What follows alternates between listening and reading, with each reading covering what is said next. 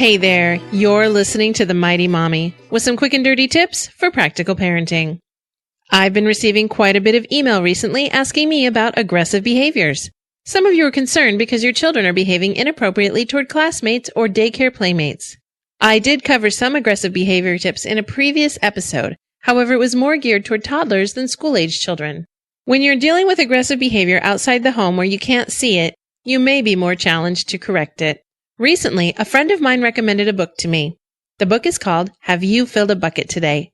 Her recommendation was very timely. I ordered the book right away and was very excited to share it with my children. It's a great book for reading to kids of all ages. It teaches the act of kindness. I think it would be a great tool to use when your child is forgetting to be nice. I thought it was a nice coincidence that I received the book recommendation during the same period of time that I was receiving email about aggressive children. Encouraging your children early in life is the best way to instill positive or assertive behavior. You do this by talking with them and modeling the behavior you would like to see. However, even if you've already done everything you can do to stop the behavior before it starts, it isn't a guarantee. Once your children are in the care of someone else, you might start receiving reports of behavior you've never seen. You'll be baffled and prone to responding with, "That can't be true. My Bobby is an angel at home. I always pick up my daughter expecting to hear tales of terror, and I'm told she was a complete angel in my absence." This always baffles me, but it's proof that children can and will behave differently in different situations. The key is to find out what is causing the bad behavior so you can correct it. Children need an outlet for their emotions. They also need to feel that they can safely come to you, their parents, without being judged.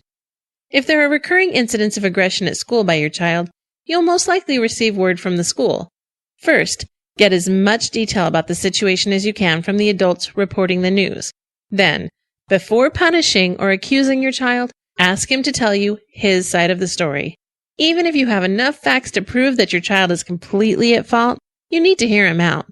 Depending on the severity of the situation, you may still need to penalize your child for the behavior. But it's important to hear him out as an ally first. This will allow you more opportunity to discover if there's an underlying issue that needs attention. You also need to pay attention to all of the details from each of your sources. If the child is repeatedly acting out at a certain time of day or in a specific location or with a specific friend around, there may be a specific trigger. This doesn't make the behavior acceptable, but it could help you in conquering the problem. If your child doesn't want to talk to you about it or doesn't want to go into detail, you may need to find another adult with whom your child feels more comfortable. Don't be overly sensitive or feel insulted by this. Sometimes kids just won't want to talk to their parents. It's normal. Make sure that you both trust the person they do talk with, however, and make sure that person gives you the information you need. Let your child know that you understand there's an issue and maybe talking to someone else would be easier, but that you still need to punish him for his behavior. Be assertive but not aggressive in your own dealings with your child. When doling out the punishment, make it clear that you are punishing his actions and not his feelings. If he's going to respond with negative behavior, there will be consequences. You may also want to discuss with your child other ways he could have handled the situation to have avoided punishment. When you have a child who's too young to have a conversation about his emotions or the reasons for his behavior, you'll have to rely more on the adults who were present when the incident occurred. If your child is in preschool or daycare when the behavior is rearing its ugly head, talk with the teachers, aides, and other parents who may be present. You need to find out specifically what happened. For example, if your child is taking toys from other children without asking, it may be a behavior you haven't experienced if your child hasn't been in situations where sharing normally occurs. If your child is hitting or pinching at this young age, he might be testing the waters. He's trying to see what the reaction of other children will be. Kids who do this generally aren't used to being around other children as much, or they may have certain chemistry with specific children. Just like adults, not all kids can be expected to like each other. This doesn't make the behavior acceptable, and it's important to talk to your child about how these actions will affect another person's feelings. It may take some work for your child to understand that other people have feelings too. Children don't start understanding that other people have feelings until about the age of 4. Remember to be patient and understanding. Children are not malicious or mean by nature. Finally, make sure when you're disciplining your child for bad behavior away from home, you take into consideration any types of punishments he's already received, such as timeouts or detentions. You want your child to behave appropriately, but you don't want him to be angry due to multiple punishments. Let him know that he's already done his time, but that you're aware of the situation and want to help him avoid it in the future. If you find yourself in a situation where your child isn't improving, he may be in the wrong environment. You can't take older kids out of school, but you may need to change teachers.